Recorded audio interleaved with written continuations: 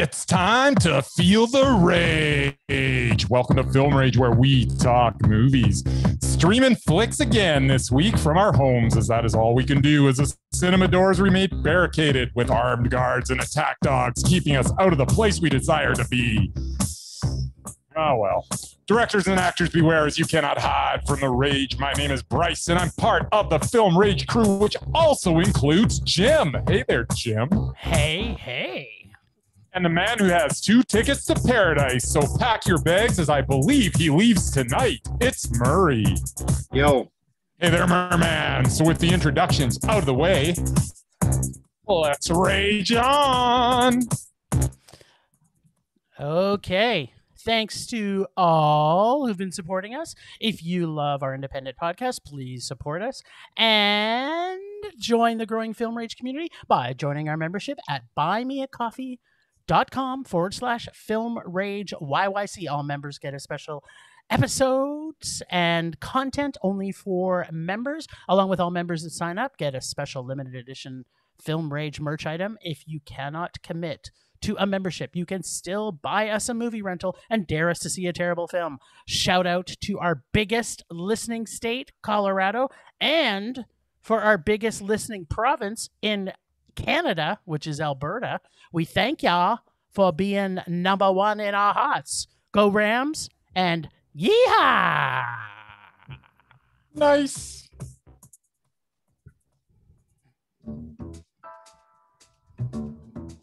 Canyon Meadows cinemas are open for their delicious concessions. Popcorn, corn dogs, mini donuts, and more. Open Thursdays 4 to 9, Friday, Saturday, and Sunday 12 to 9 for takeout via curbside pickup. Just go to canyonmeadows.ca and enter your order. And by the way, by being one of our faithful Film Rage listeners, you can get 15% off. Just enter the promo code RAGEON. That's RAGEON to claim your 15% discount. Or if you would rather have your snacks delivered, that is possible as well through Skip the Dishes, Uber Eats, and DoorDash throughout Calgary. For more details, visit canyonmeadows.ca. And here, CMC would like to thank you for your continued support. And we hope to see you again soon at the cinema.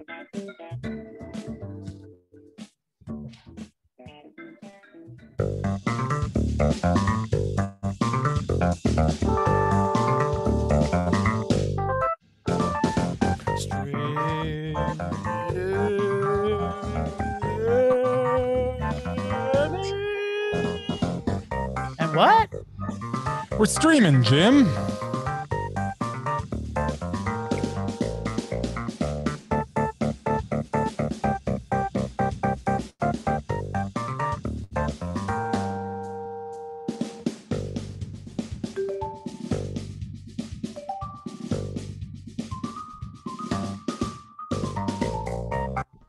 All right, so we started streaming this week.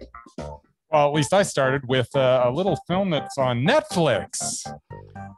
Netflix? What's that? Netflix. That is a streaming service that millions and millions of people use. It's Maybe actually even quite billions. popular. Maybe even suckered billions. into Maybe trillions. trillions. Wow. Aliens are watching Netflix. You didn't count the aliens, did you? No. Sorry, Trillions aliens. is actually it's a conservative one. I think Yeah. that it might be even more than that. Yep. Who knows who's watching? Thanks to Jeff. And anyway, Bezos. we watched The Woman in the Window, which is brand new. And it is a film from director Joe Wright that stars Miss Amy Adams. Miss Amy who is Adams. currently undoubted Amy Adams. And she's also Queen Turnip. The Queen of the Turnips. What you get dubbed her turnip? Well, we'll see. Anyways, The Woman in the Window. Amy Adams plays an agoraphobic woman in New York who witnesses an apparent murder while spying on her neighbors. It has a decent enough build as Anna, played by Adams, partakes in a steady diet of pills and alcohol. She takes a particular interest in the Russell family who lives across the street. The eventual reveal of the killer was more than predictable. The last act was a terrible slasher-style showdown that was as uninspired as the performances of the film's entire cast. Even Gary Oldman could not save this film. And what was the music? Like, seriously, especially in the final act. I was quite disappointed to find out the score was by Danny Elfman. This was the worst music Elfman has ever composed. This was a mess of a film with mundane character development and an unimaginative climax. What little potential was there at the beginning of the film was forgotten by the end. This was Amy Adams, you are no longer undoubted rage. Now, Mr. Meanie Bobini. I need to tell you that I fucking love Julianne Moore. I absolutely love her. Well, then you loved about 3 minutes of this film. I'm just putting it out there that now Julianne Moore knows. is fantastic. And there I can't take it back. I won't apologize. Why would you want to take it back? I fucking love her. Princess Turnip, a.k.a. Amy Adams. I thought, me personally, as much as you may have hated this film, I thought, in my opinion, this was the best job I've ever seen her in. In the vein of Tropic Thunder, she didn't play full retard, and it allowed her to shine. This music, in my opinion, was actually so amazing. I actually love the music in this because it was so weird. It was so different. Danny Every Elfman? single scene. It was tolerable until that last. Well, I'm not going to say not? much about the last part, but I'm saying, so the music part, it was so different. Like, it was nothing that I expected the film to go with. So I kind of liked it. The whole journey to Looney Town with Princess Turnip on board was done in my pretty well. I actually really liked the layers and layers of the intrigue, plus Amy Adams got to kick ass and punch dicks. Also, who thought gardening could be so violent? I thought it was a great depiction of a film dealing with mental health and the confusion of whether it's mental health or just the facts. Not sure why we did not get enough Gary Oldman, though, but we take what we can. I really like this. It was fairly turnip-tastic, but I couldn't get it to Mondo. Favorite line, "See you at the block party," by Mr. Gary Oldman himself. That was a good one. I'm surprised you're so generous with your rating. Huh. I liked it. I actually thought that I thought Amy Adams did an amazing job. I did find it predictable, but I thought I saw more emotion from her in this movie than I've seen in any movie I've seen her in. Plus, it had Julianne Moore and it had Gary Oldman. So I don't know what to say to that. Yeah, you know, Gary Oldman was fine, but everybody else, yeah, well, not good. I think Mur probably watched it because he's got Netflix. Yeah, I was forced to sign up for Netflix, and now I'm on board with you guys doing that streaming crap. And yeah, I feel the need, as it seems to be every week, to actually defend Amy Adams. Yeah, I literally just said I loved her in this movie. Yeah, plus, but you never had to defend her until this week because she was undoubted. Yeah, whatever. Yeah, it wasn't a Mondo. Let's just start with that. It was the kind of movie I liked. Did not find it predictable. I actually was quite surprised by the ending. And I actually watch a lot of mysteries and thrillers as opposed to horror movies that you guys watch. Considering the source material, I think she did an amazing job. She was easily the best thing in the movie. And yeah, I love seeing her like fall apart and, you know, what's real, what isn't real. And yeah, drugs and and alcohol don't mix. That's just a bad idea. Yeah, I thought all the acting was awesome. I loved it. But yeah, it wasn't a total Mondo. It was a high man. Yeah, there you go. So it was two Mez and a rage. Yeah, but unfortunately, rage. because it's a rage, unfortunately, Amy Adams has got to start all over. Not a big surprise. Well, Yeah, I'm I kind think of the surprise was that she was undoubted in the first place. No, No. I pretty much I was not surprised that Bryce would hate it. I pretty much predicted that. That part was predictable. You were correct. Yes. I did not like this film at all. I knew on Friday when I watched it that Amy Adams would be off the undoubted list. To me, she was always undoubted and she's always mesmerizing, but that's my own opinion. Okay. Well, I would agree that up until this movie, I would say she was undoubted. And I still as think would she, I, obviously. I think that she was the least turnip that I've ever seen her in this movie. The least turnip. That wish is you a could heck use- of an endorsement, I Jim. wish you could use something. I hate turnips. Try using a carrot, maybe. What? Turnips are delicious. She can't be a carrot. We haven't got to What? carrot. Who yet. hates Why, turnips? why can't she be a carrot? Well, because we haven't got to Turnips carrot. are- Like there's a level I of mean, we haven't got there's to a it. level of root Like vegetable. carrots are better than It's- turnips? Is no, that like what? potato? Potato is the ultimate of vegetables, and that's been taken. And then we had the turnip, which is also the very largest of the root vegetables. So You're talking about she's size, not just like taste. I'm just I talking don't- about. I'm just talking I don't about even the know whole what's root going on vegetable I'm right just saying, now. I hate philosophy. turnips. I'm going to call her something else. The apple of my you don't. eye. You don't She even. is. You don't even. Well, okay. So, but you know, a natural mix with turnip is apple. So there you go. It's the apple of your eye for the turnip of the acting world. Didn't like There getting you to eat apples. Anyway, move on. Okay, so we also got to see something on VOD, Hmm. and it's called Benny Loves You. Jack Me? he loves you, and Murray and me, he loves you. I don't know. In the collective you, even the trillion number of aliens, I'm pretty sure Benny loved them too. Jack, a man desperate to improve his life, throws away his beloved childhood plush, Benny. It's a move that has disastrous consequences when Benny springs to life with deadly intentions. It's got director, writer, and lead actor Carl Holt. It also stars Claire Cartwright and George Colley, I want to say. Supposed to Coley? So, Collie. sure, let's go with Collie like the dog. So, No, let's Benny, just say it's Collie because it's Collie, not Yeah. go with it. like the dog. I said like the dog after that. Yeah, but you're It's like, like well, the let's dog. just go with it like it might not be that. But no, it is. But it's also Collie like the dog.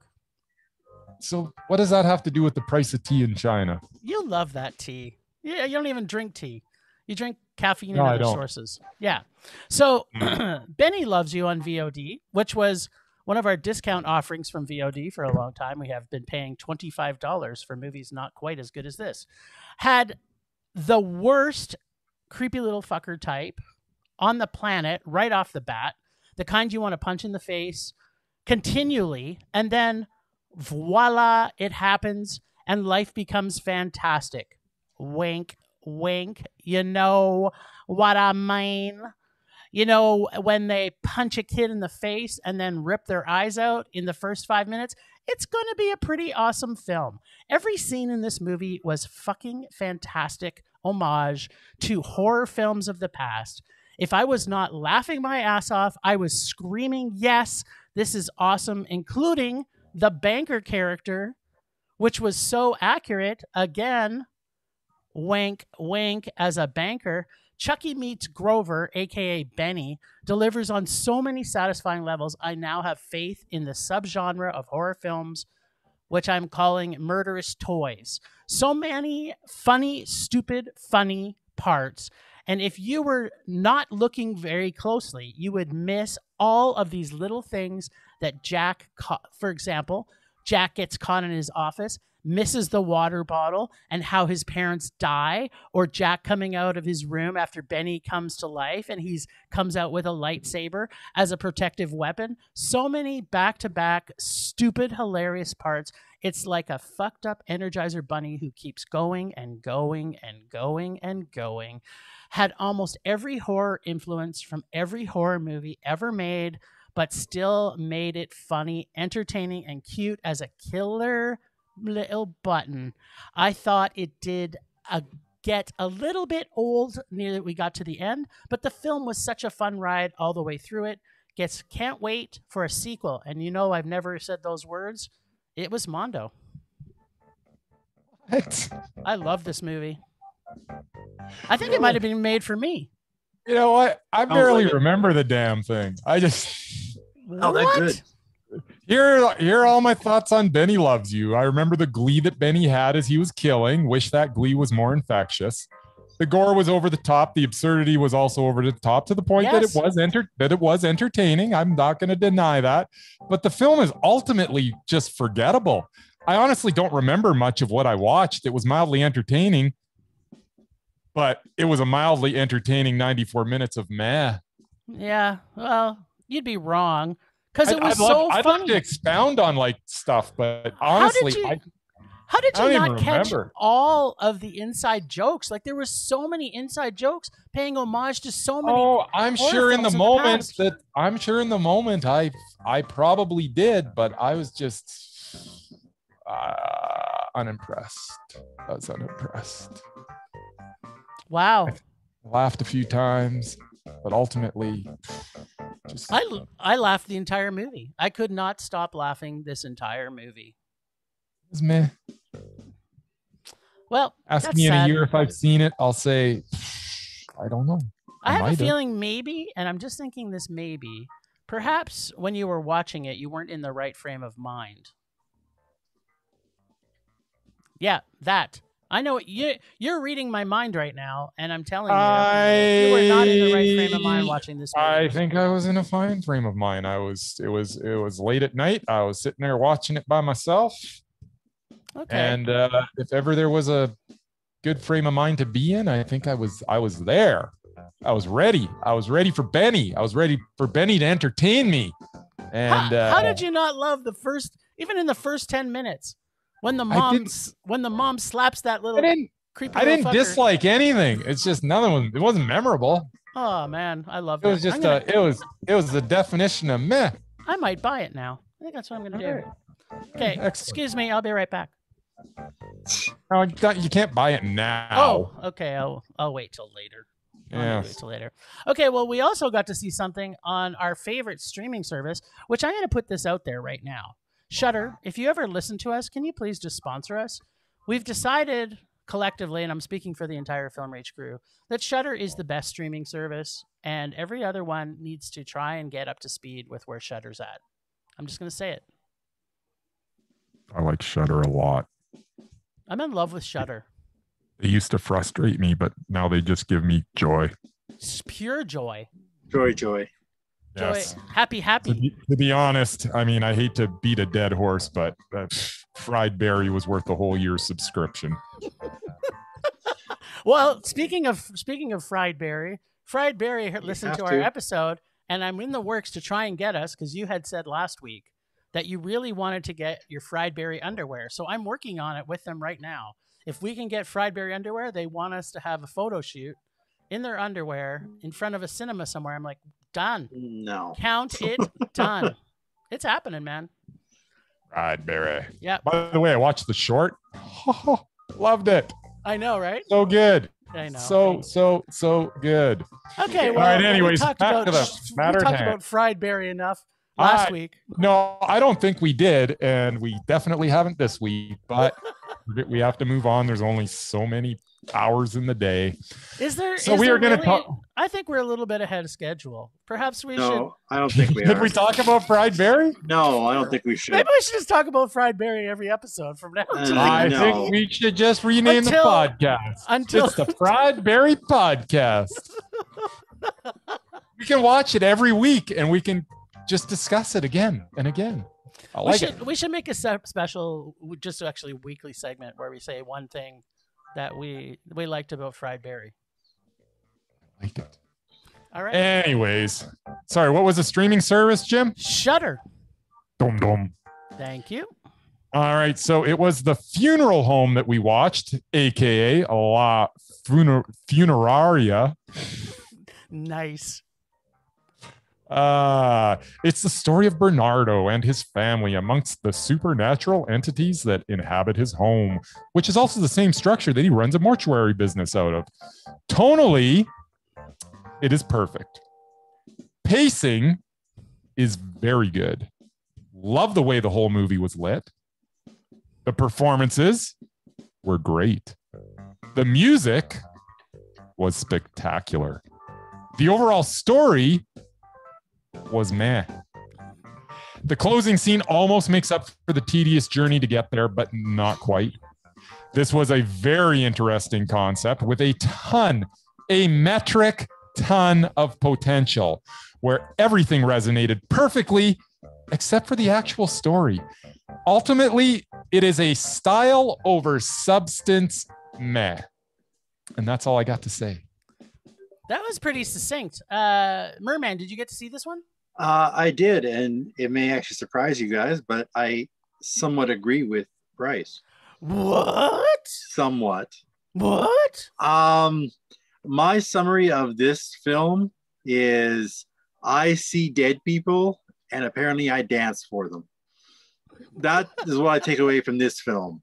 It was slow.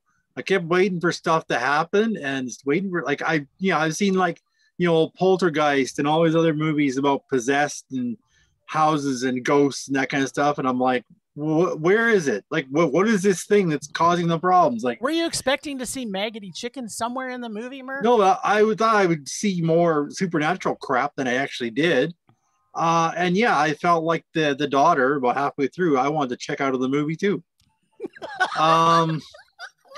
She actually checked out. She just left. I'm like, yeah, that's the smartest thing I've ever seen in a horror movie. You just leave. You just leave. If the shit's happening in the house, you just leave. When the house says biggest answer. Out. When the house says get out, get the fuck out. She's the smartest one in the whole movie. Was she though, Marie? Was she though? I don't know. I disagree with the ending though. The ending I thought was stupid and I love the ending. Oh, so stupid. It almost turned me, but not quite. No, that turned me the other direction. I didn't mind it up until that point, but it's like, oh, this is a stupid way to end the movie. That dance was fantastic. Whatever. So yeah, just a meh. It was okay. Plus, me and subtitles, foreign movies, not my thing. I think you can actually put the Shudder films on dub next time, Mur. You might get to hear. You might get English. Might hear the Americanized version of that film. I'm okay reading. I don't think you can. I think you're wrong there, Jim. Well, I'll look. You can You are incorrect. It wouldn't have saved the movie anyway. Didn't save it for you, but let me tell you what I thought of this ghostly little number. Okay. I'm like, first off, the CLF, who's fucking annoying, invisible people walking in the dirt, giving love and admiration to the dad, terrorizingly sweeping music and atmosphere, CLF going to the bathroom in a bucket, naked dead things playing with hamsters. I have no idea what's happening, and I liked it. In fact, the first 3/4 of this film I found so original, so quirky, and just the right amount of strange. It was so well done. The atmosphere, as Bryce had alluded to, was as thick as ghost jizz dripping over everything. So much creep, and still I had no clue what was happening, and I didn't care. I wanted more. More, I tell you. More, more, more. The great ghostly sex, pants down, full arching ghostgasm, at the same time as a monster attack. This has stuff in it that you just can't pay good money for. This film, just building and layering. I'm totally confused and yet totally tuned in, creeped out and thinking, what the fuck? Creepy chained room with monster hands? And we are only 40 minutes into this. I was like, how? They just accept the fact that ghosts live with them and they're all okay with that. It's a thing for funeral homes, I guess. Maybe that's just what happens in funeral homes. Must be mentioned, and I'm not too sure why. There is apparently 3 places that you can go to the bathroom at this funeral home. Number 1, in the outhouse. Number 2, in the bathroom. And number 3, the bucket. Okay, so right up until they fucked up the end of this movie, I was loving everything. But then it made a real bad turn. Nothing can harm you. Don't leave the circle. I'm here. I'm all powerful. I think this house is clean. Or let me say, this house is clean. Like Poltergeist. Then I'm like, what the fuck happened? Yes, I know what the fuck was a common thing I was saying through this entire movie. But beginning of the film, it's all what the fuck for what's happening. And I love it because the story was so unique and intriguing. And at the end, I'm like, what the fuck? This end was so really stupid and made no sense. When the Ramona character entered the movie, this is where the movie went bad. So lots of random ghost stuff, dripping in atmosphere and fucked up weirdness that only weirdos who live in a funeral home can provide. Then what I guess is an all-powerful psychic comes to save the day. Then dumbness ending, and what could have been a great creepy fun time turned into a great majority of a film into a meh for bad endings. Plus, the CLF, as usual, ruined everything. Oh, the music was sweet and pretty much non-stop atmosphere. Damn endings. This was so close to fantastic. And then Ramona entered the screen. It was like, it made no sense. Her whole character made no sense because, you know, she's, I always hate it. I have a feeling that the writer, who was also the director, who's also, wasn't it the same writer and director? It was, Jim. Yeah, it was. Yeah. So I think that he had too much control in this film, and I'm going to talk about this a little bit later in my rage. But the ending, they didn't put enough thought into it, so I think it kind of ruined it from a mondo to a meh for me. I get what you're saying, Mur. So you know what that is, Bryce? What is that? Oh, I know what that is. That's the sign from... That's the read sign language, apparently. No, that's... Isn't that the same symbol from the Hunger Games, too? No, not quite. I'm pretty sure it is. I think it's 3 fingers, right? I think it's... Not like that it is. Shabba, shabba, shabba. Shabba, shabba. Okay. Whatever. Okay, we got a triple meh there, people. Triple meh. For different Nothing but reasons, meh. apparently, but it's still we're in the Yes, same boat. we all arrived at the same place, and we all like different parts of the movie. Exactly. I Strange. I have to say, just leave this movie with one final note. What's that? I really did love the fact that the main actor got to have a ghost-gasm, because that, to me, was like the biggest surprise. It was like, what's happening right now? And then I'm like, oh, he's getting a blowjob from his ghost. It was awesome. And that's the note you want to leave on. Yeah. Yep. All right. So from there, yeah, good segue. We watched a movie that is playing at HotDocs.ca. Yeah, it is, man. It is. Right. So excellent. Until May 27th, I am told. That is true. Is this correct, Jim? This is very true. Right. And its movie is called His Name is Ray from 2021. And because we are buddies with gat.ca, the promotional company, we get pre-screenings of these things, which I love. Nice. So, Ray used to be a sailor, but now he lives on the streets of Toronto. For years, heroin has been more important than home, family, or even life itself. But Ray dreams of getting back on the water, and in the ultimate achievement of the oblivion he craves, sailing away from it all. Directed by Michael Del Monte, who is a fantastic director, I might add. He's done a bunch of other really amazing stuff. So, the word I want to sum up for this movie is sorrow. Sorrow. This film is raw and unfiltered. You want to know what living on the streets looks like? Look no further. Alcohol, IV drug use, panhandling, depression, and friendship. This has everything you did and did not want to know about one man's life on the streets. If you are human and you see this film, your heart will break, and I can't explain the sorrow levels this film took me to. I know people who live in shelters, but this film is not the film about shelters. This film is the streets. This film gets super hard to watch. Every minute this goes on, it's more and more hard to watch.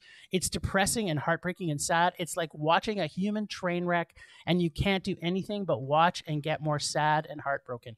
I was on the edge the whole movie, and the music just intensified the edginess of this film. Interesting how, even though all of Ray's despair, he always seemed to be on a mission, nonstop, always moving. The only few times that they showed him not moving or going somewhere was when he was resting for a very small period of time or he was doing drugs. This film will move you. It will shake your beliefs and thoughts about the homeless. This film was painful to watch at times, but it is also Mondo. Did you watch this, Murray? I did. Well, little backstory. I spent the last year and a half dealing with people just like this guy in my work life, drug addicts and homeless people. So it was a little too close to home for me. And yeah, well, I can sympathize with his plight. I really couldn't feel much for him, because it's like he did it because he did drugs. Like, it wasn't like, you know, he was a stockbroker and he lost his job. It's like basically drugs did him in. Like, he couldn't get clean, and he didn't seem to want to help with anybody. And all the people he hung out with, like the homeless people, like the guy that robbed him has his own apartment. I don't know how that even works. He's not even homeless, but he slept with them in his tent and stole all of his stuff. Like, you actually let somebody into your tent and they steal all your stuff in the night, then yeah, you pretty much did it to yourself. Like, don't trust people. I just didn't really enjoy it. I mean, I'm sure it was a Mondo for everybody else. I just didn't really like following this guy around. Was it a meh or was it a rage? I could never rage about it. I just didn't really care enough. It was just meh. All right. Okay, so not my name is Ray. My name's Bryce. But his name is Ray. His name is Ray. An uncompromising look at Ray. He is homeless. He is a heroin junkie. The doc pulls no punches. There is no illusions that his life will get better, as there seems to be comfort in his daily grind, as sad as that may seem to the viewers of this film. The singular focus of Ray, who seems to think that if he can get a boat and get back on the water, all his problems would cease to be. He thinks he could, just sail away from all the obstacles in his life. There is a hopelessness to that, and that is unfortunately way too real. As depressing as this doc was, it was also an effective glance into the life of that too many people live. This was an objective look at the struggle of one man's constant battle with his demons, all while just trying to survive. This was a very, very, very real Mondo. It's a little close to home too, because I have a brother that could have followed him around, and it would probably be something very similar. Yeah. It's, okay, so that kind of bodes a question for me to you, buddy. Watching this movie, like, obviously you knew what your brother's lifestyle was, but when you were watching this, how did it make you feel were you bringing up emotions from your brother, and how do you feel about it? Actually, as I was watching it, the doc was actually so well done that I was focused on Ray. Okay. And then once the doc ended, it all kind of came down on me that, man, I just watched a doc about my brother. And were you an emotional mess afterwards? It was. I wasn't an emotional mess, because I've dealt with that. And it is what it is, and there's nothing I can do about it. And he, just like Ray, he doesn't really want anybody's help. My brother also has some other issues as well. Yeah, I mean, honestly, watching it, I was so focused on Ray because this was so well done that I didn't think about it much. But it definitely hit me after the film was over that there was a definite parallel there. Yeah, I mean. The fact that Murray saw this in his daily job on a regular basis, it does give you a different viewpoint of it, Murray. So I kind of get. Well, yeah, I mean, if I hadn't done that for the last year and a half, I might have had a little more feeling emotion for it, because, yeah, I didn't really grow up with money either. So I mean, I've struggled my whole life to stay off the streets, but and you know, this guy, there was help for him. He just didn't want to ask for it. He didn't want to get help. But okay, if he had actually gotten help, he might be on a sailboat today or on a boat on the river somewhere. Well, I think I think that's the he whole didn't want to turn depiction his of this life movie. around. Well, that was a problem. I think that, you know, they had brought that up enough in the movie that he was, you know, some people you can't help, like his girlfriend that wasn't his girlfriend anymore. Everybody was trying to help him, but unless Ray wants to help himself, it's not going to happen. Yeah. Right. And I remember, and maybe we'll leave it on this note with you, but Murray, you all, I think almost, or maybe you did, or you almost lost your job because you were being too compassionate to the homeless at that one place that you worked. I pretty much did. Basically, they just removed me from the building, from the shifts. I mean, I did the best job I could, but because I wasn't more forceful and more, you know, because I had compassion for people who were, it was -20 and they were sleeping in an ATM at vestibule. It's like, I didn't want to throw them out. I mean, they're not hurting anybody. Yep. But yeah, because of that, basically, I no longer worked at that company. But it was a good thing, a blessing in disguise anyway. But yeah, no, it definitely is not the kind of industry that you can't have compassion if you're going to do it. So yeah. All right. So on that note, temperature rising, vision blurring, rage taking over.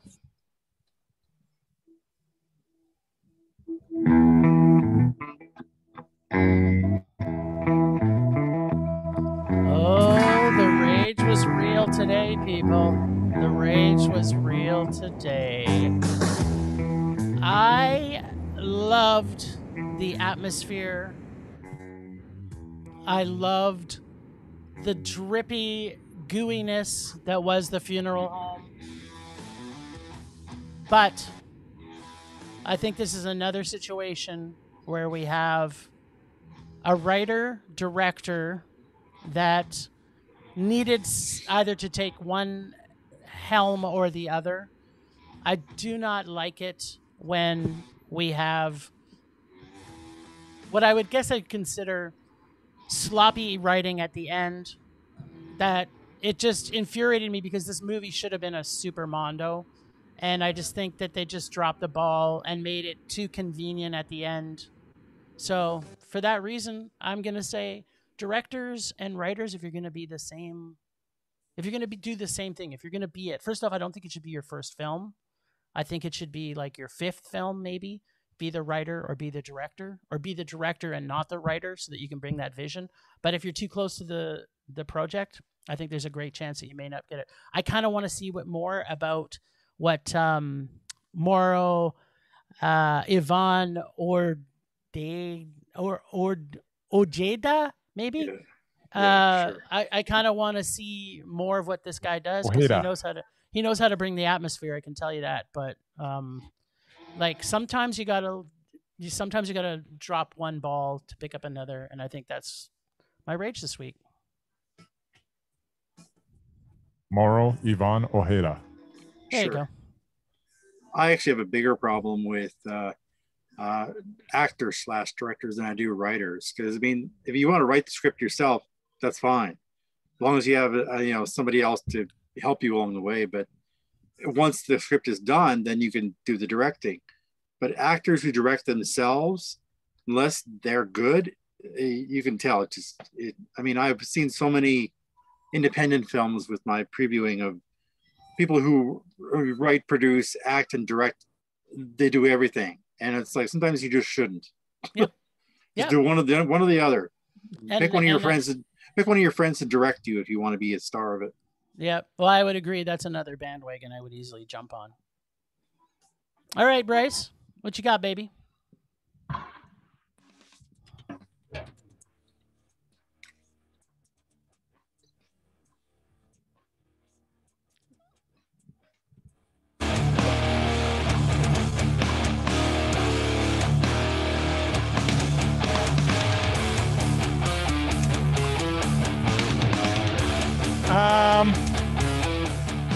I don't got much. I think I may have raged so hard last week that I am temporarily out of rage. Although the fact that Danny Elfman's score for The Woman in the Window was so ineffective, contrary to what Jim thinks, and probably the worst effort that he has ever put forth, contrary to what Jim thinks, for a film that this made me a little angry. Come on, Danny, you're better than that. Your job was to elevate the subpar writing, definitely subpar writing, and lackluster acting. Oh, the acting was not good. With your music, and you failed to do so. He has done music for some pretty bad films in the past, but his music has never been part of the problem. The music was part of the problem this time. I guess that's my rage. I don't know. That's it's justifiable. We do like to talk about music a lot. Actually, didn't mind it. Didn't really. No, I actually like one the way or music. the other. I thought it was choppy and unique. But I do agree the end music. I do agree with Bryce. The end music was not the best. And that ridiculous ending scene with its movie turned inexplicably into a slasher thing. I don't know what the heck that was. That was deplorable, that music. And I laughed, and I don't think I was supposed to laugh. It was probably the most enjoyable part of the film for me, just because it was so ludicrous and ridiculous. But sometimes that's not good enough. Sometimes when I'm laughing when I really shouldn't be, that might be a rage. You do remember, though, that Julianne Moore was in this movie, right? And she was very good. I think he forgot. Yeah. No, I didn't forget. I remember. I do have to agree, though. I think Gary Oldman's character was a bit of a throwaway. Yeah. Oh, and it was weird. He come into it and he just starts screaming. It's like, what are you doing? That was one of the most unnatural characters that has ever been written in any movie ever. Because he comes in and he's immediately on the defensive about everything. But that's because he's guilty. This woman is watching him in the window. If my neighbors were peeping in my windows, I'd probably get pissed off too. He was just angry all the time, and he was a jerk. He was not. No, he was because he was a jerk. Boys, we've gotten off my rage. My rage is Danny Elfman, not Gary Oldman. Stop trying to distract me. Heaven forbid. Rage.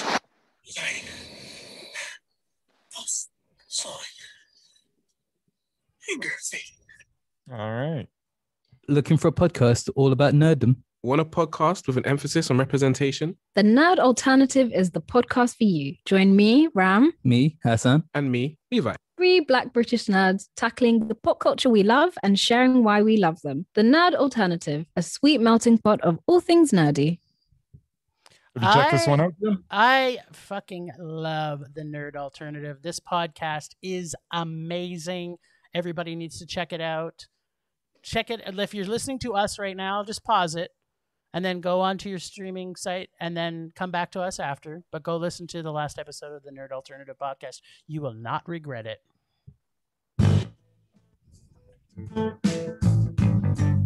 Okay, then. Well, this week may surprise you. And just a little forewarning, I actually borrowed this from an article I read online. Doesn't mean it wasn't, accurate. Please, someone, let's finally get Amy Adams her Oscar. She has had, you let me finish.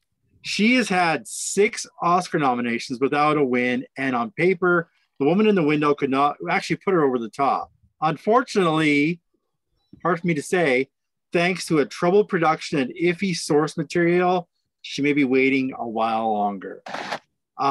Only thing worse than a talented actor repeatedly being denied a long overdue Oscar is seeing the same actor resort to any means necessary to break their losing streak.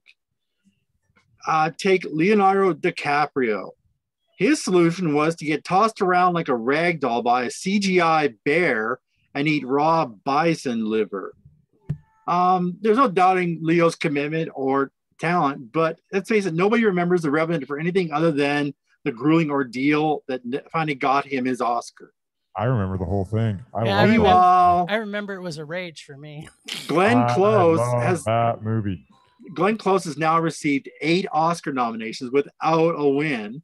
which unfortunately ties her with the late Peter O'Toole for the worst Academy Awards luck of all time. It was, it was actually a relief that she didn't end her streak this year for, of all movies, Hillbilly Elegy. Now, Amy Adams, you may laugh at this, is a generational talent and jack of all trades movie star. I just look at her versatile body of work, from Enchanted to her role in Vice. She always puts in a good performance. And yet, the Oscars managed to elude Adams, who's now up to 6 nominations. It was some consolation the Academy didn't even bother to nominate her for Hillbilly Elegy, a shameless and trashy piece of Oscar bait that none of the actress's usual depth and nuance. But for Adams, as with Close, the message was clear. I want that Oscar, and I'll do whatever it takes to get it. And which is why they pick projects like that. If the Academy actually recognized the best film performances in a given year, this wouldn't even be an issue. She was exceptional in Arrival. Emma Stone actually went on to win that year for La La Land as the person who patiently listens to Ryan Gosling rant about jazz. And Adams was snubbed by the Oscars entirely that year. Now, the Academy loves it when a movie star does the absolute most. I understand why she was drawn to a starring role in Woman in the Window. It was an adaptation of Daniel Mallory's best-selling novel of the same name. The Rear Window illusions aren't hard to spot, even if you don't actually spot the actual movie playing in the movie. Unfortunately, there's been more than a fair share of controversy. In a 2019 interview, the writer actually was exposed for lying about having a brain tumor, his mother dying of cancer, and his brother dying by suicide. He lied about all that, the guy who wrote this. Not to mention his book borrowed liberally from the 1995 copyright thriller Copycat without giving it credit. The film actually began production a year before all this stuff came out. And there were all kinds of reshoots that left the writer actually saying the experience kind of sucked. That's what she said. The original production company, Woman in the Window, 20th Century, was sold the film to Netflix last year. So what could have been a big, box office thing for Adams became a disaster. But the movie's issues are no fault of its own, of its star. She gives it everything she has, only so much she can do. And a movie so jarring that her downstairs tenant actually goes from being nice to threatening her life in the space of a half an hour. Given her number of snub performances, I'm starting to believe Adams has some kind of curse. If logic prevailed, she should have won an Oscar years ago for Junebug, Enchanted, Arrival, The Fighter. Take your pick. She might be not doing herself any favor lately with her project choices, but let's just hope that she'll find the right movie and the right role to finally get the award. All right, rage on, Bryce. No, this is the Murman Minute. Yep. We don't want to judge your thoughts, Mur. I think up until that last movie, she was undoubted. There we go. I'm just not ready to take her off for a movie that wasn't her fault. She did the best she could. That's not how it works, Murray. We've been over this. Yep. Whatever. If you choose to be in a movie and it's not great, then that's what happens. And if you choose to be in 2 movies that are just okay, that's another reason. And speaking of the lists, we are going to talk about Thomas Vinterberg because we need to get, I want to say 3 Mondos out of this, don't we? Am I right or am I right? I don't know. I think so. I think so. We're talking about the command then? This is what we're talking about? Yeah. Yeah, we are. So the command. What was it sandwiched with? Okay, so it was sandwiched with Druk, or Another Round, which was meh. Which Murray gave it a Mondo. You and I both gave it Maz. And so we aren't moving any forward. We kind of went further past this, but this is the movie that's the stopper. So, Murray, did you get to see The Command, or have you seen it? Yeah, I did. I get to start? Yep. All right. Was it Mondo? Absolutely. All right. I absolutely love this. I've loved submarine movies since Hunt for Red October. And this had a lot of similarities. For me, it was like Apollo 13 underwater, except the Russians were basically incompetent. And it had Max von Sydow in it. I mean, that was a shocker. It was an excellent thriller. It was very well acted. And who was also evil, by the way. Yeah, he was evil. He plays evil better than anybody. Yeah, I was on the edge of my seat the whole time. Only one thing bothered me about this whole movie is that nobody spoke Russian. Like I've watched other movies, even like Harrison Ford, I think, spoke Russian in a submarine movie at one time.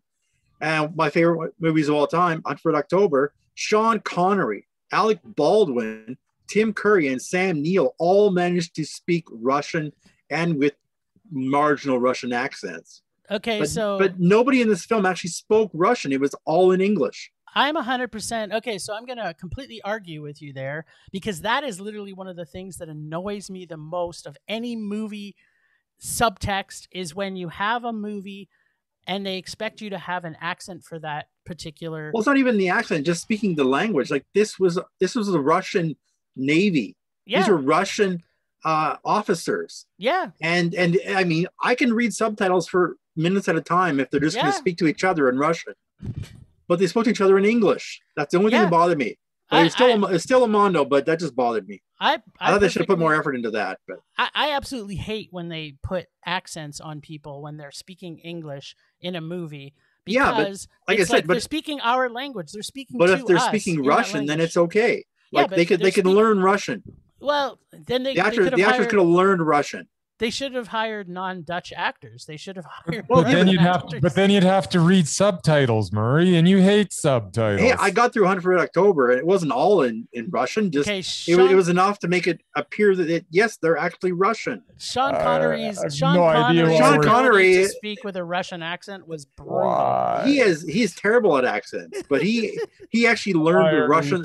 He learned Russian. Like how these are paid actors. They can't learn Russian. That's my own going on right now. I'm perfectly happy that they didn't. All right. Well, let me tell you, I also thought this movie was mondo. I think, though, that Thomas Vinterberg may be an alcoholic. You think? I think so. I think every movie he makes lately, there's tons of drinking in it. No. I'm just saying, submarine explosions are scary. I liked the full coverage of this story above and below deck. Underwater scenes were super cool. And I love the fact they did not stray from the real story that this movie was told by. So after watching the movie, I went and read about the actual events. And they made minor changes because of the film, but it stayed pretty much right on target. So we don't want to spoil it if people haven't seen this, because there's a big spoiler at the end that helps you stay on your seats. So don't read the true story of the command first. Make sure you go and watch the movie and then go read the story. How? Okay. I think that most people would have known about this going in. I don't know about that. I had no idea. Okay, well, then I guess I'm in the minority, because as soon as it started, I'm like, oh, this is about that. Yeah. Because you read. I guess so. I don't read. I watched The Command back to back with His Name Is Ray. What a depressing double feature. Yes. Yeah, I bet. Anyway, The Command paints a picture of despair as clearly as can be. As I watched, Vinterberg steered my emotions exactly as he intended. He made me laugh. He made me angry. He made me hopeful, even though I'm going to spoil things, even though I knew the final result. Well, don't. Because everybody knows. I don't know what the heck you guys are talking about. How could you not? Anyways, ultimately, this film was mondo. Vinterberg is still on deck for Undoubted, but okay. Well, let's break it down. Well, let's go down the list. So we got. He's past Druk / another round. He's got The Command. Yep. The Commune was mondo. Commune was mondo. Far from the Maddening Crown was mondo. The Hunt was mondo. Yep. And here's where we fall off, because I don't think I've seen anything else here. Really? You didn't see Metallica, The Day That Never Comes? That is not 10 minutes short. Feature. What are you talking about, Jim? You've brought this up back-to-back weeks. You got like water on the brain? Is there something wrong with you? It's on his film credits. You got called out for it last week. because it's not a feature. And then you do the same thing again this week. I know. I'm just You trying need to to bother go. you. I'm You warming need to you go up. to the doctor and have your I'm- brain looked at because I think there's something wrong. I'm warming you up for. So what you're saying is you haven't seen Submarino, is what you're saying. That's what I'm saying. Okay, Or, so Bryce I has think to see there's two, Submarino. right? What's it? And No, then I've the one seen. before. I've seen Submarino and The Hunt. We've both seen. It's a Super Mondo. Yeah. But they're go 8 back though. Okay, There's so two, 1, right? 2, Submarine, what's 3, the lowest? 4, 5, 6. A Man Comes Home. I haven't seen, and Dear That's Wendy. 8. Yeah. So there's literally 3 that I have to see, and I think you probably have to see 2. Yep, I do. So yeah. So Bryce has to see Submarino. Why don't we go see if we can find A Man Comes Home and Dear Wendy. We'll see one of those before Submarino. Yeah. That makes good goat sense. Perfect. But we'll find next week. Check in. We're going to have an update on our boy Thomas Vinterberg, because Submarino for Bryce, it's already a Mondo for me. I'm pretty sure it's going to be a Mondo for Bryce. But even if it's a meh, he's still moving on. So let's go straight to Man Comes Home. Okay. I'll watch that. Sounds good. I'll try to find it. I got an update for you. Yep.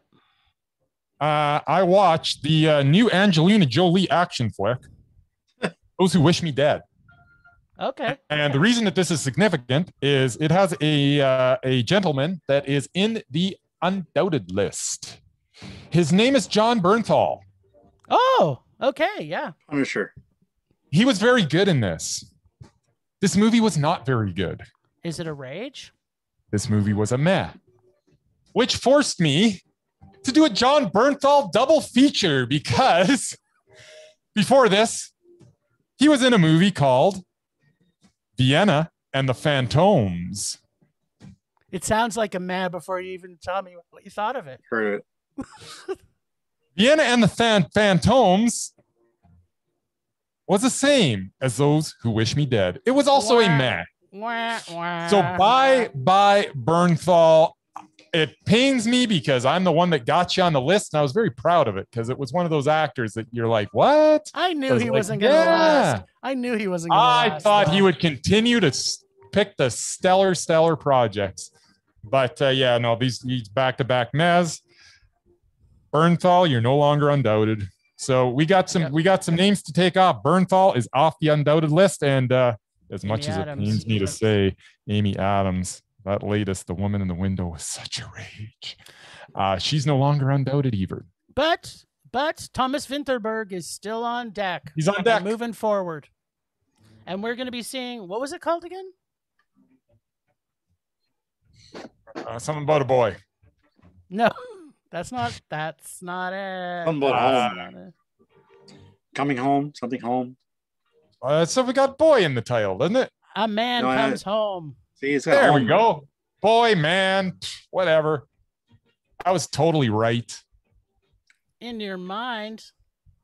All right. Yes. A Man Comes Home. I'm going to write that down, Jim. You should probably write it down. Just so I don't watch some random boy movie. Yep. Like, how about the movie Boy? Yeah, I'll watch Boy and go, that was a rage. He's off. What are you talking Vinterberg about? had nothing to do with that. Not that boy. The Boy by Taika Waititi. I love that movie. That's a Mondo. Yeah, of course it is. That keeps him on. Thank you, Thomas Waititi. Thomas Waititi. All right. What else is going on with the list this week? Has anybody got anything? Murray, got anything? No.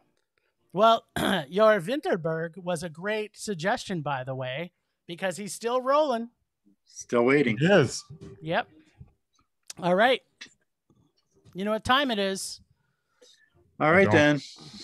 The moment everybody's been waiting for. Is it the moment everybody's been waiting for? Really? I don't know about that. Maybe, I think it might be. Maybe you're right. All right. Last week on Rage or Dare, our pal and membership member, really, Julene, from It Goes Down in the PM podcast was our last paid dare in our pile. So Jim will be pulling from one of our stank bags this week. Yes, we had not touched each other's bags in so long we forgot what true rage can look or feel like. Last week, Julene dared us to see Leprechaun 5, In the Hood. Let's see if Warwick Davis is adorable enough to make Bryce rage again, or not raging, or is his memory of the franchise maybe not as full of gold as he thought? Let's check in with Jim first, as I feel he does not have a great fondness for the Irish culture as our resident ginger adjacent friend Bryce does. Yeah, he's not wearing his ginger covered hat today. So yes, he's covering up his ginger today.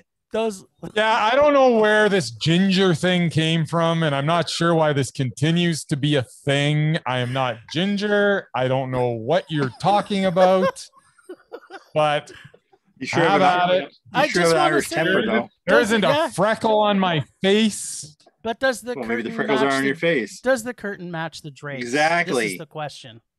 And he certainly has an Irish temper. He does have an Irish temper.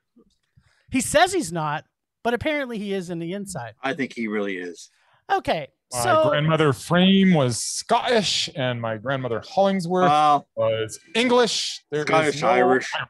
And you know what happens when a Scottish and an English person mate? They make an Irish person. That's right, they do. That's right. Is not true. That is a lie. I think the whole island. You are Ireland. making things up right now. The thing is how we don't have a listener in Ireland yet. Seems we're right not to really me. Offending anybody. Seems right to me. Sounds pretty right to me too. Yep. Okay, so first off, platform shoes and iced tea should make for a great movie. And how about that wig? And I say should. The acting, or what they may call acting, was so awful. I'm wondering where the kids from this movie came from. This film was so awful, I thought it was a Tyler Perry production. The killings were awful, and the budget must have been maybe $2,600, and that's being generous. And that includes the Leprechaun makeup bill. Every scene was painful to watch. I don't know where to start. I mean, I love Warwick Davis just as much as the next man, but this is the kind of slasher film. Oh, wait a minute. Was this actually a slasher film? Wasn't even any slashering in it. I did like it when the leprechaun sticks the wood door, but oh God, everything about this movie was dumb. And what the fuck is with the force, and I say the force like powers that the leprechaun has. Sometimes he's got leprechaun powers. Sometimes he doesn't. It's just kind of like, dude, either have it or don't have it. Basically, a terrible journey of one bad acting stage set to another bad acting stage set, and the stupid leprechaun powers were so dumb as fuck, it made me angry. The stupid rhymes of the stupid leprechaun got stupid real fast, and I meant real fast. And I'm sorry, but really, the leprechaun let the people who stole his shit live, but then he kills Mr. Young, the only Asian in the whole movie. Whatever. The only funny thing on this movie was the grandma dream sequence. There was a favorite line, though, and it's the only line that Warwick Davis says that was actually funny. I'm here to claim me gold, shillings. Now give 'em back or there'll be killings. That was gold. That is gold. This wasn't funny. This wasn't scary. This was exactly what our listener, Julene, dared us to see. It was a rage. This movie was awful. It was a rage. It was a super rage. For some people, I'm sure it was a rage, but was it that bad? It was awful. How could you not think anything but it was Come terrible? on. This is Warwick Davis. It wasn't that bad. Oh, my God. You can't make exceptions for Warwick Davis, but as an aside, you brought up Tyler Perry, and I forgot to mention it. Tyler Perry was actually in that Angelina Jolie action flick, too. So you're saying if Tyler Perry makes another meh, he comes off the doubted list? Yeah. So his next film is a meh. Tyler Perry might not be doubted. Because he did like a 2-minute cameo. Can we stop? Can we just stop the insanity that has become our podcast? Like, Bryce is taking people like Tiffany Haddish off our doubted list. He's now considering taking Tyler Perry off the doubted list, which, if I remember correctly, when Tyler It's Perry all got added Tyler to Perry. when It has Tyler nothing to do. Perry got added to our list, I seem to remember Bryce saying that there's no possible way that Tyler Perry could ever get off that list. Hey, as long as the next movie that he's in, he either wrote or directed, there's no way he's coming off. But if he does another cameo in a an okay flick, then I guess he comes off. Unfortunately, it has nothing to do with him, but that's the way that these lists work sometimes. What were we talking about? While you're hopefully talking about how terrible this movie was, which it terribly was. Leprechaun 5 in the Hood was not quite as good as I remembered it. All right, finally. It almost seemed like they turned down all the violence and the gore down to about a 3 when it needed to be about an 11. It had a very made-for-TV feel. The humor was little flat for the most part. And it was non-existent. At times, it was a little racist. But I still enjoyed watching Warwick Davis running around dressed as a leprechaun. How can you not enjoy that? This is Warwick Davis. He's a leprechaun. It's great. Just go back. Can you not just go back and watch the movie that made him famous? Because that movie was fantastic. The first Leprechaun? No, guess again. One that even I saw. Yeah, Willow. The only good movie he's been in. Oh, wait. No, he was in a bunch of Harry Potters. He was in a couple Star Wars. Yeah, he was in Hitchhiker's Guide. Pretty sure he played Art. Didn't he play Art too? No. So that was Kenny Baker. Sorry. Yeah, no, he was an Ewok. No, he wasn't even. No, yeah. Yeah, he was. Sort of. He was sort of an Ewok? No, he was an Ewok. Yeah, I guess. He was. What do you mean you guess? He was in Rogue One. That's the important. There you go. That's the one I remember. The best Star Wars movie ever made. There you go. Anyways, what were we talking about? We're talking about how terrible this movie was, and you're just making excuses. Here's the thing. So I remember kind of liking this In the Hood thing, but it was bad. It wasn't. It was it was a rage. Do not. Okay, if you give this anything but a rage, it wasn't a rage. You have a weak. Here's the thing. I followed up after I watched part 5 by watching part 6, Leprechaun Back to the Hood, and it was a little better, but it still wasn't great.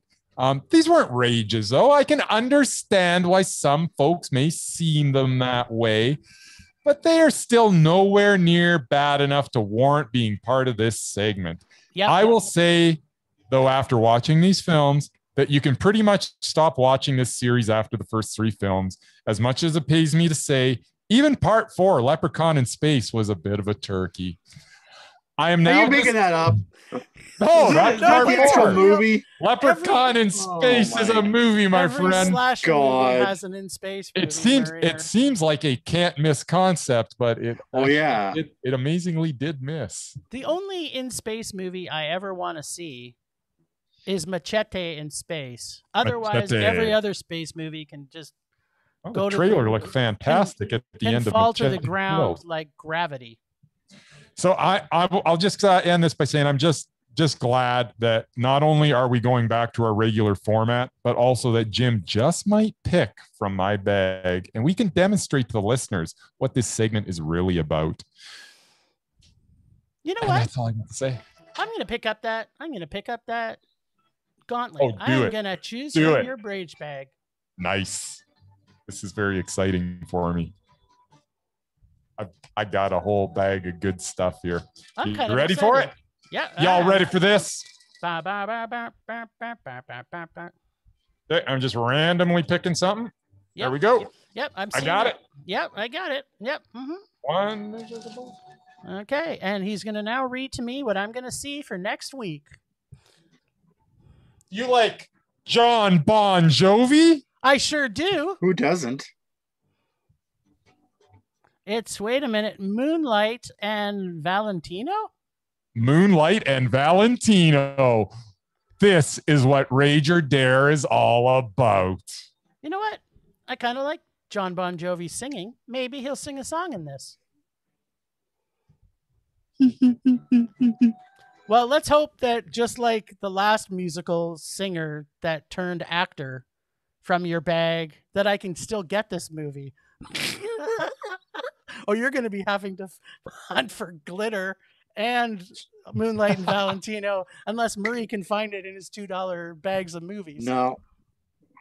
All right. Well, if you can't, I will be glad to pull another one from my bag. But All right. I think you'll find it. I'm going to try as hard can be. As hard as Ghostgasms. Okay. Well, what a jam-packed episode this was. Thanks again, Ragers, for listening. Rage love out to Julene from It Goes Down in the PM podcast and James, our 2 members, subscribers. Thanks to the extended Film Rage crew of Leonard Conlon for his artistic vision and photography via Leonard Conlon Photography, for Bex Goose for her animation skills at Potato Lady podcastreviews.com. Thanks to our sponsor, Canyon Meadows Cinema. Go and support your local independent cinemas near you as they need your help to survive, people. Find us on social media, Facebook, Twitter, and Instagram at Film Rage YYC. Check out everything Film Rage at filmrageyyc.com, including our merch site for Redbubble and TeePublic. See what we look like on our YouTube channel by searching Film Rage Podcast. We are always wanting to make this a raging blast for all listeners, so please comment often everywhere you feel, including filmragecalgary at gmail.com, on Podchaser and Apple Podcast. Dare us to see terrible movies to fuel our rage. But no matter what you do, please make us rage. That's it for this week. Rage on. Rage Rage on. on.